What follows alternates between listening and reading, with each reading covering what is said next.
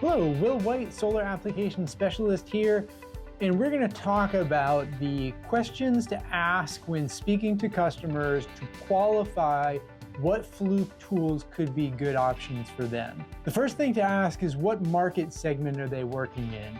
Residential rooftop systems are limited to 600 volts DC. Commercial industrial rooftop systems, non-residential buildings, are limited to 1000 volts DC. And then there's anything that's not connected to a building, typically utility scale systems, which are operating up to 1500 volts DC. Depending on that voltage will determine what type of tools they want.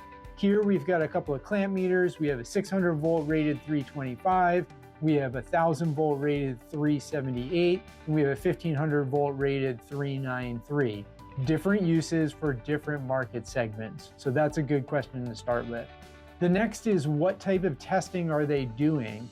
If they're working in installation, commissioning, or operations and maintenance, they're going to be doing different types of tests. So identifying what role they're playing would be another good question. They could be doing things, simple voltage polarity checks. They could be measuring current, insulation resistance testing.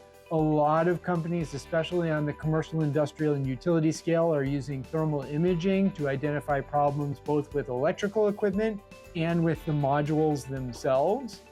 We also see on the utility and commercial and industrial scale use for power quality instruments. A lot of times there's issues on the AC side of the system, and power quality meters will help identify those. We also use tools like insulation resistance testers. Those are commonly used in commercial, industrial, and utility scale systems. Multifunction tools like the SMFT-1000 can provide a good option as well. That's the Fluke tool that can do IV curve testing. That test is used to identify issues with modules. The SMFT-1000 is limited to 1000 volts DC, so we'll typically see it used in commercial, industrial, and residential applications. It can be used on utility scale systems if they're willing to break the string of modules in half to get the voltage below 1000 volts. It can also do up to 20 amps, which would be a string of solar modules or an individual solar module.